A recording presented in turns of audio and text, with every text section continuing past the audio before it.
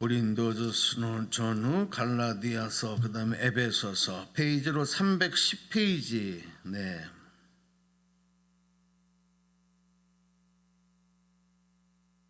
에베소서 1장 1절에서 2절 우리 두 절 말씀을 함께 소리내서 합독하십니다. 1절에서 2절 시작. 하나님의 뜻으로 말미암아 그리스도 예수의 사도된 바울은 에베소에 있는 성도들과 그리스도 예수 안에 있는 신실한 자들에게 편지하노니 하나님 우리 아버지와 주 예수 그리스도로부터 은혜와 평강이 너희에게 있을지어다. 아멘. 아멘. 자, 오늘은 우리가 이제 2023년 한 해를 마무리하는 그런 시기에 교회에 대한 우리의 생각과 또 우리의 믿음을 다시 한번 점검하고 이 땅에서 주님의 몸된 교회를 왜 세우셨고 우리가 왜 그 교회의 지체로 교회를 중심으로 모여서 교회에서 신앙생활을 하게 되느냐. 신앙생활하는 우리의 삶이 주님의 몸된 교회를 통해서 우리가 공급받고 그 안에서 주님의 말씀과 은혜를 누리는 그런 삶의 구조를 만들어 놓으셨을까. 이런 내용들을 우리가 다시 한번 분명하게 고백할 필요가 있습니다. 하나님의 복음의 역사가 확장되어질수록 이 땅에 교회들이 많이 세워졌고요. 그 교회들이 크게 번성을 했습니다. 그건 어떤 외형적으로를 포함해서 그 기능적인 그리고 그 사명적인 모습까지도 마찬가지입니다. 한국 교회가 1970년대 80년대를 지나면서 굉장히 급성장을 하게 되죠. 그리고 2000년대까지 세계에서 최고의 초고속 성장을 하면서 세계의 가장 큰 교회들, 영향력 있는 교회들이 우리나라에 많이 세워지는 그런 일들이 있었고 세계 복음화의 역사에 우리 대한민국이 하나님 크게 사용되는 그런 일들이 기적과 같은 일들이 벌어졌습니다. 그런데 그 일을 감당하는데 교회가 큰 중추적인 역할을 했어요. 교회가. 근데 이 교회를 사람들은 눈으로 보이는 십자가가 걸려있는 건물로 생각을 하고 그것을 더 크고 화려하게 만들어가면 그것이 교회를 성장하고 부흥시키는 일이다. 이렇게만 생각을 했거든요. 물론 그것도 맞아요. 캐톨릭 같은 경우는 여러분 유럽 여행을 해보신 분들은 알지만은 지금까지도 그 수백 년이 된 교회들을 계속 지금까지도 짓고 있어요. 계속 더 세우는 거예요. 더 높게 더 화려하게 만들어가는 거예요. 그래서 지금도 여전히 한쪽에서는 계속 뚝딱뚝딱 하고 공사가 계속되는데 저게 100년, 200년 가까이 계속되고 있는 거죠. 그리고 유리창 하나도 뭐 돈으로 환산할 수 없는 뭐 엄청난 가치의 그 크리스탈 유리 같은 거 직접 그것을 갖다 붙인 것이 아니라 직접 구워서 만든 그리고 거기에 그 예술가들의 홍과 그런 것들을 다 해가지고서 그렇게 아름답게 만들어요. 그러니까 그렇게 지어놓은 건물이기 때문에 세계적으로도 많은 사람들이 이제 그것을 찾아가서 또 구경하고 관람하고 그렇게 합니다. 그러니까 관광 명소가 될 수밖에 없어요. 그렇게 많이 투자하고 그렇게 오랫동안 정성을 들인 관광 명소가 별로 없어요. 여러분 우리가 대체로 보면 유적지 그러면 몇백 년 전에 몇천 년 전에 만들어 놓은 거 그렇죠? 그걸 약간 보수해서 그거를 관광 명소로 쓰지 않습니까? 여행객들을 끌어들이지 않습니까? 그런데 교회는 계속해서 그렇게 만들어요. 그게 왜 그러냐면 이 땅에 하나님이 교회를 세우셨을 때에 그 특별한 의미를 허락해 주셨어요. 그 내용이 이제 우리가 오늘 에베소서의 앞부분을 읽었는데 이 에베소서 말씀에서 특별히 가장 강력하게 우리에게 말씀합니다. 그런데 이 교회는 어떤 것이냐? 교회는 사람이 지은 건물이지만 그 주인이 바로 예수 그리스도시라는 사실을, 우리 주님께서 그 교회의 주인이라는 사실을 분명히 우리에게 바울은 전달하고 있는 거예요. 예수님이 교회의 주인이시다. 저는 어릴 때 목사의 자식으로 자랐기 때문에 그때만 하더라도 사람들이 교회에 믿지 않는 사람들은 교회의 생리나 구조를 잘 몰랐어요. 그래서 제 아버님이 목회를 하다 보니까 우리 동네에 사는 친구들, 어린 친구들이 뭐라고 나한테 묻냐면, 야, 니네 아빠가 저 교회의 주인이라며, 야, 너는 부자겠다. 저렇게 큰 아빠가 큰 교회 건물을 갖고 있어서 부자겠다. 무슨 회사 대표 회장님 정도로 생각을 했던 것 같아요. 그래서 아니라고, 거기에는 장로님도 계시고 권사님들도 계시고 목사님이 교회 주인이 아니라고 얘기를 했지만 애들이 잘 알아듣지 못했어요. 근데 지금도 그렇게 여기는 경우가 많이 있는 것 같아요. 교회의 주인은 사람이 될 수 없습니다. 목사가 될 수 없고 장로님, 권사님 교회의 주인이 아니고 예수님이 주인이신 줄로 믿습니다. 예수님 주인이에요. 그러면 그 주인이 계신 곳이기 때문에 예수 그리스도를 믿어 구원받은 성도들이 나의 주인이 계신 곳을 중심으로 모이는 거예요.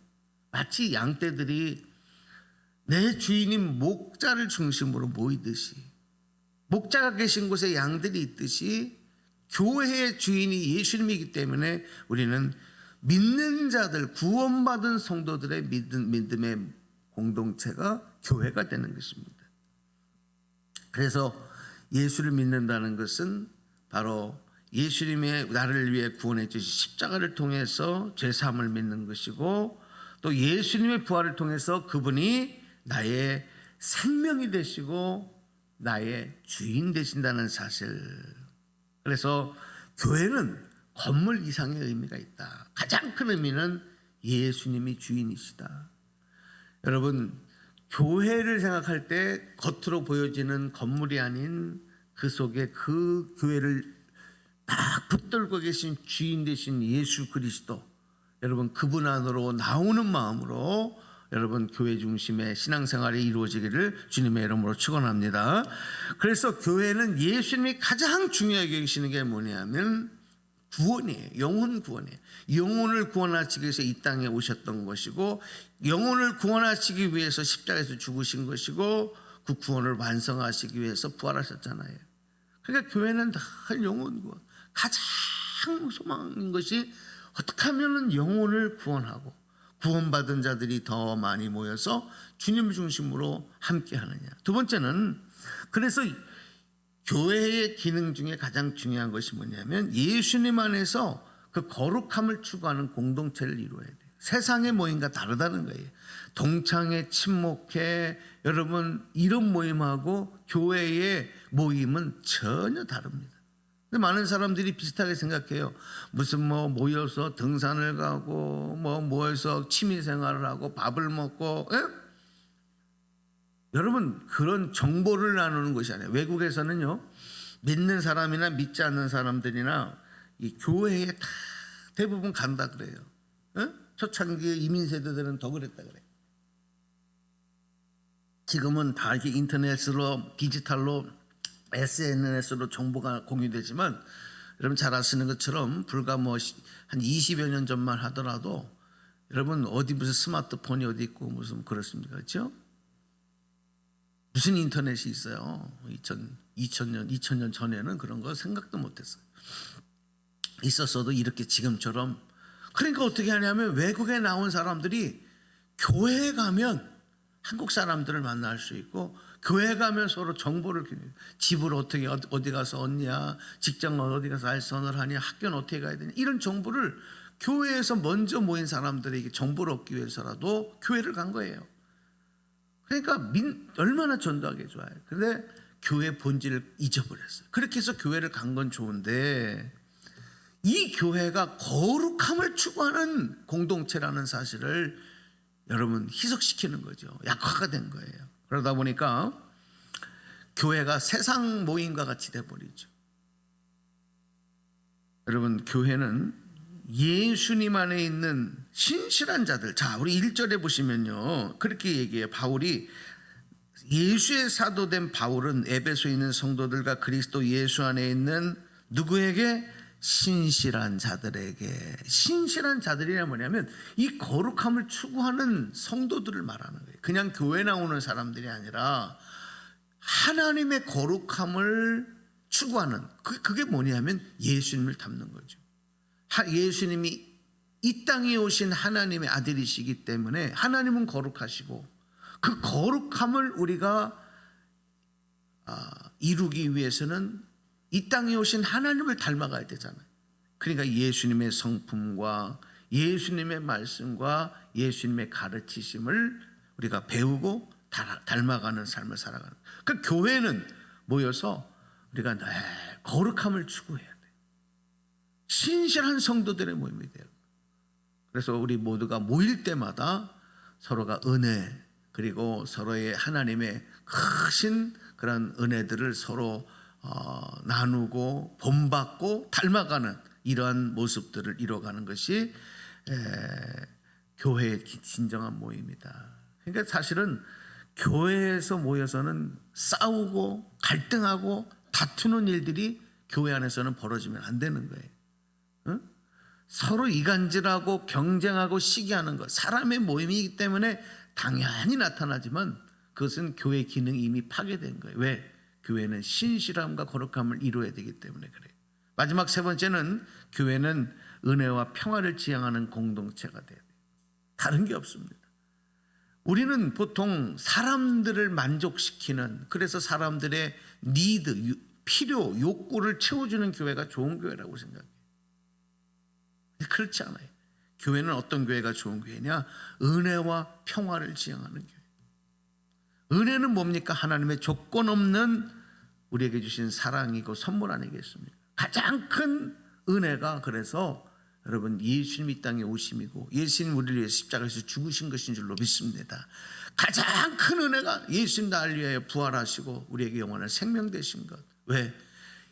예수 그리스도께서 바로 하나님께서 우리에게 베푸신 은혜의 결정체이기 때문에.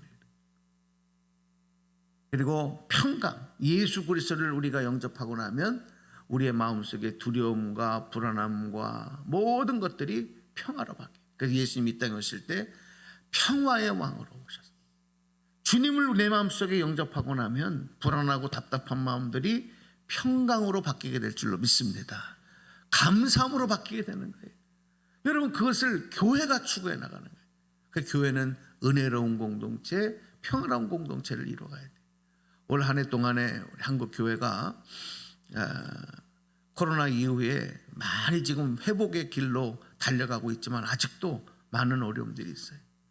어저께 또 한번 그 교계 뉴스 신문을 통해서 기사가 났는데 교회의 모임도 한 30%가 채워지지 않지만 교인들의 믿음의 수준, 그 믿음의 능력 나타나는 그 모습도 많이 줄어들었다, 약화되었다 하는 그런 통계가 전문가들에 의해서 파악되어져서 어제 기사에 나온 것을 읽어볼 수 있었습니다. 여러분, 왜 이런 일들이 나타나냐면 우리가 하나님의 은혜와 평강이 내 삶을 주도하지 못하기 때문에, 그런 삶을 추구하지 않기 때문에 그래요. 저는 23년 한 해를 우리가 다시 한번 되돌아보면서 교회 중심으로 모인 공동체, 그리고 주님의 몸된 교회가 왜 나에게 소중하고 중요한가? 우리가 기도할 때도 마찬가지예요. 그냥 집에서 우리 코로나 때 각자 기도해봤잖아요, 그렇죠? 지금도 여러분 내가 그냥 집에서 유튜브 틀어놓고 예배 드리면 되지, 그렇게 생각하는 사람들이 많습니다. 그런데 그렇지 않아요. 주님의 몸된 교회에 이 새벽에 우리가 달려나온 것도 또 주일마다 주님의 몸된 교회를 향해 나아가 예배의 공동체를 이루고 그것을 중심으로 우리가 하나님과 함께 되는 삶을 누리는 것은 교회의 기능이 바로 그런 것을 추구하기 때문에 그래. 오늘 한 해를 잘 마감. 내년에 새로운 새해는 더욱 주님의 몸된 교회를 통해서 아름다운 신실한 성도들 되시고 은혜와 평강을 누리는 그런 신앙생활, 그래서 마르지 않는 샘물처럼 하나님 축복을 누리는 그런 저와 여러분의 삶이 되시기를 주님의 이름으로 간절히 축복합니다.